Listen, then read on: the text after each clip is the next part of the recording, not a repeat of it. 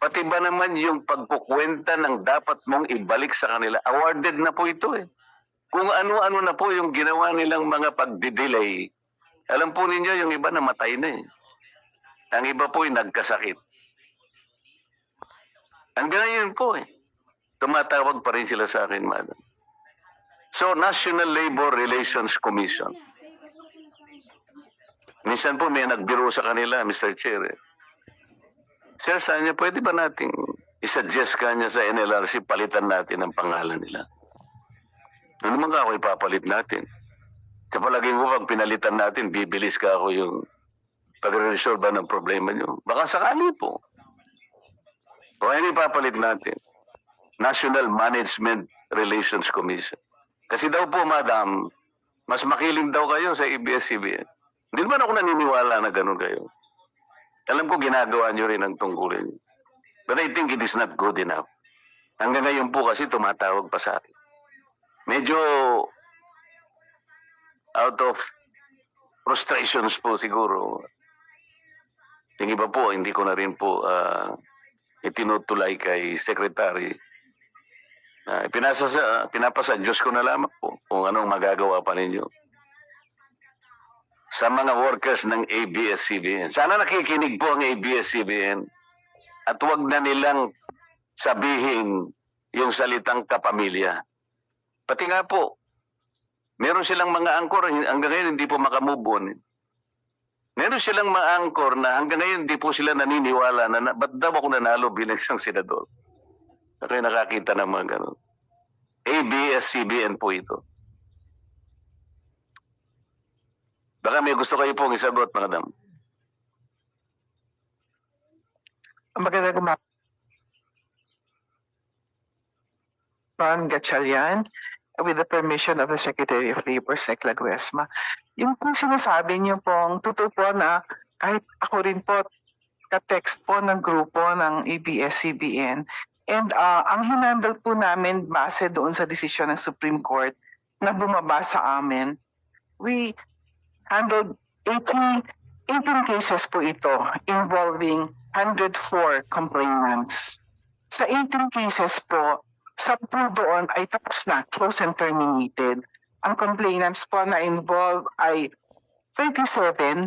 Ang na-receive po nilang total award is 100 million. I-qualify po natin, meron po kasi nagsabi sa akin, yung iba pong natapos na, kahit na binarat po sila, dahil lang kailangan na po nila dahil nagpapagamot po yung iba. Sa makapid, yung iba pong naayos ninyo, pumayag na lang sila talaga. Halimbawa, yung isa po, 4 million po yung award. Pumayag na siya sa 200 o 250,000. Ganun po yung iba eh. Kaya gusto ko lang pong i-emphasize kung gaano ang ginagawa ng ABS-CBN na paraan para lamang hanggang ngayon ay hindi makuha ng kanyang mga dating kapamilya, dating nagsilbi sa kanila, na ngayon ay nagpapanggap sila na akala mo sila ang tagapagtanggol ng mga Pilipino, lalong-lalo na sa karapatan. Hindi po. Kailangan pong malaman ng buong mamamayang Pilipino kung sino sila. Alisin na yung maskara ng kanilang mga mukha. Yes, ma'am. Please continue. Yung sinasabi nyo na meron hong mabababa. In fact, meron mo kaming, sinabi ko nga po, tapos na po ang 10 cases na involving 37. Meron ho kaming 8 na pending. Sa 8 na pending ho, merong award na nasa amin na yung pera, pero ho, ayaw tanggapin ng complainants because they elevated the case sa Court of Appeals. Ito po siguro yung medyo mahaba ang tise na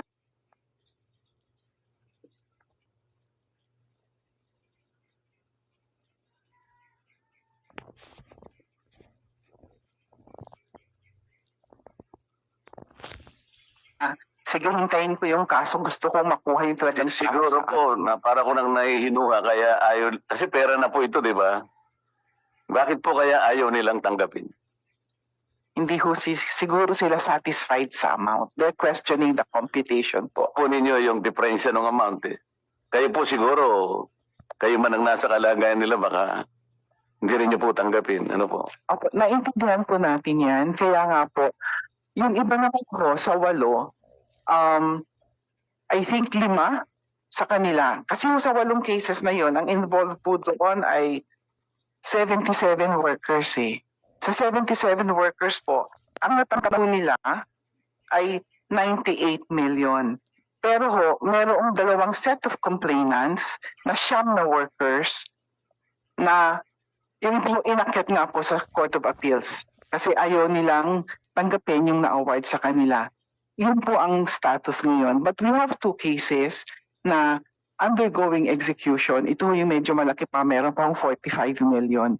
But ang ginawa lang po din ng aming, na-mention po kanina yung mababa yung aming execution.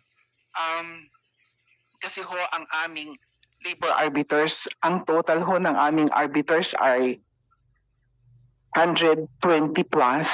Ang sheriff ho namin ay total of ano lang po 69. Anong ratio po nun? Bale, almost 1:3. Lalo sa NCR, ang NCR ho namin 29 sheriff, ang aming arbitration branches is 64. Kaya Pero madam, kung halimbawa kayo po ang may-ari ng ABS-CBN, kunwari lang,